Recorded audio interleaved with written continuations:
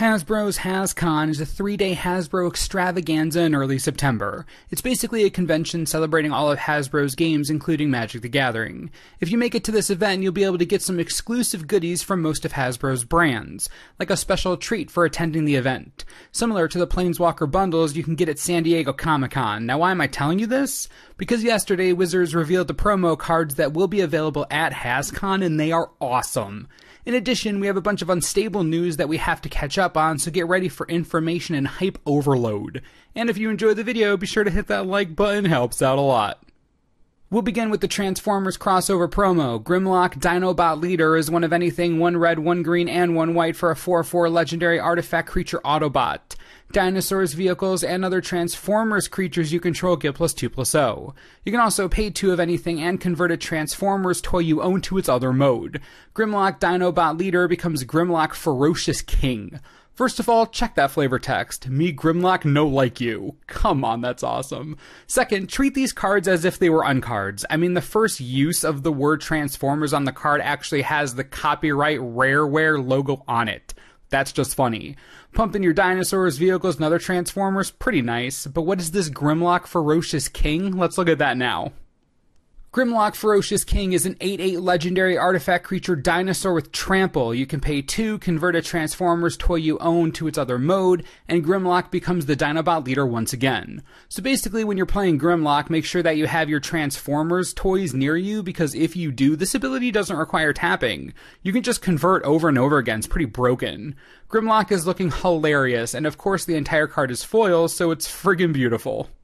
NERF War is 3 of anything 1 blue and 1 red for a sorcery. Fire a NERF copyright blaster until empty at target library from at least 2 meters away. For each card knocked off that library, put it into its owner's graveyard, and NERF War deals 1/2 damage to that player. This would absolutely be an Izakar genius. Also, look at that border, that's nice. The blue and red, I wish that happened all the time.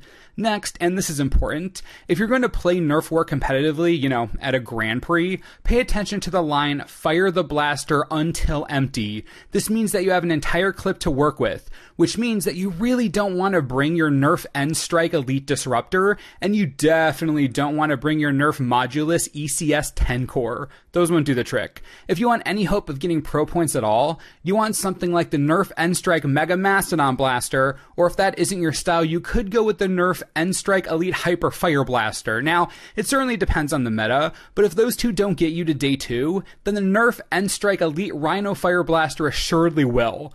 Double barrel, 90-foot range, 25 darts in each blaster drum, and it has motorized firing. Before this gets on the ban list, use it. Rhinos haven't looked this good since their sieging days.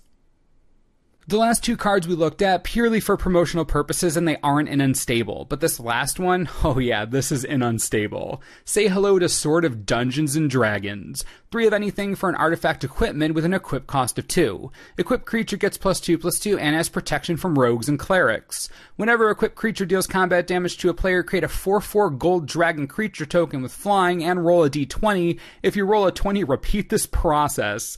Dang, this is going to be powerful and unstable. Protection from rogues and clerics? I'm just going to assume that matters. I also find it hilarious that both rogues and clerics are thought to be the final mystery tribe from Commander 2017, but we'll look beyond that. What I really want you to see, the artwork. Take a look at this.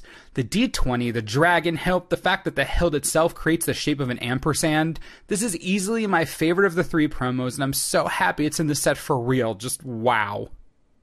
Now, if these promos excite you and you want them, they are available for $30 a pack at HasCon in September. It has been confirmed that these aren't solely available to the super expensive package purchasers. These will be available for purchase at the event, so if you're going or you have a friend going, be sure to grab one of these, because I can't imagine that they're going to last a long time on the shelves.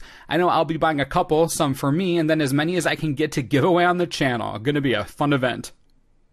In case you missed it, last weekend was San Diego Comic-Con and a bunch of unstable information was revealed there. Enough information to get me excited beyond reason. First things first, check out the unstable name design, very nice. And then the logo, a wrench with an acorn in it. You know what that means. Squirrels, baby, squirrels for days. I'm about to get nutty up in here. We don't have a lot to go on as far as the squirrel theme is concerned, but this artwork was revealed and it looks like a raccoon smuggling some squirrels. I love it already.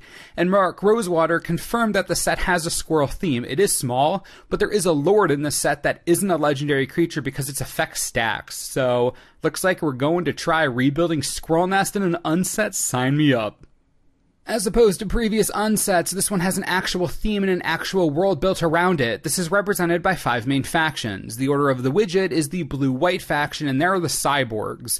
The goal of the faction is to improve themselves as much as possible using technology. This does seem a bit more red than white, but as long as they have rules of any kind, I suppose it makes sense.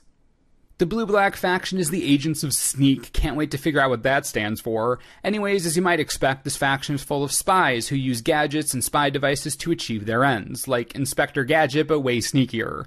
From Marrow's description exactly, quote, "The problem is they are, for the most part, awful spies using spy gadgets whenever and wherever they can, often when not remotely called for.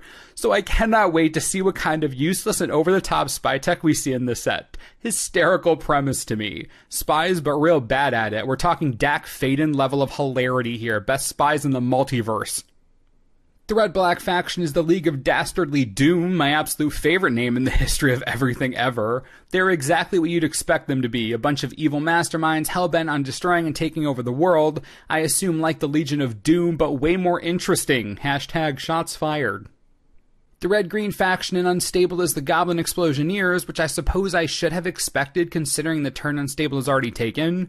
The goblins in this faction put things together and hope they don't explode, apparently. Also, they have a penchant for contraptions. Yep, contraptions. Steamflogger Boss is in Unstable, which means that we're finally going to see some support for this creature type.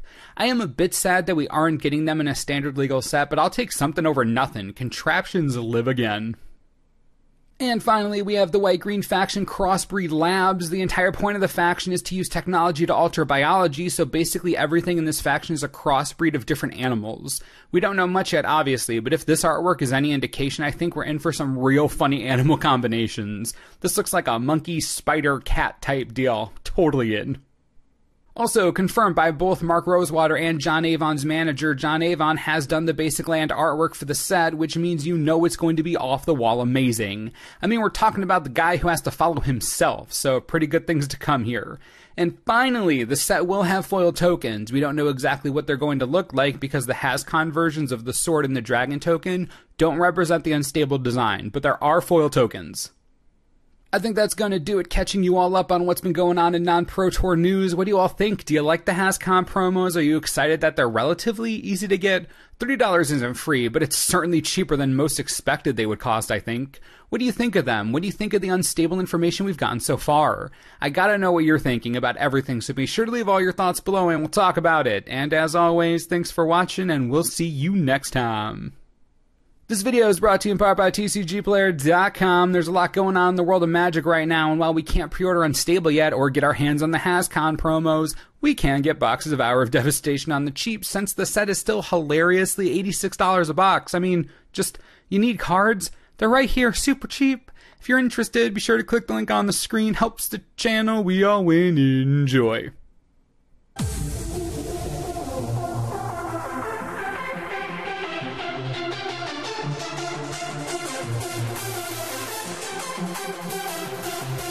Wow.